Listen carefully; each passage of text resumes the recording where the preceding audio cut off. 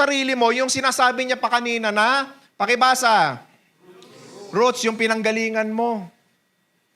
Dati minimum wage earner ka, nagkaroon ka ng negosyo.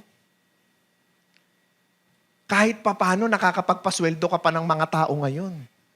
Kahit papano may operation ka. Kahit papano tumatakbo ka, nagfa-function ka. Eh dati pansit lang sa birthday, masaya ka na eh.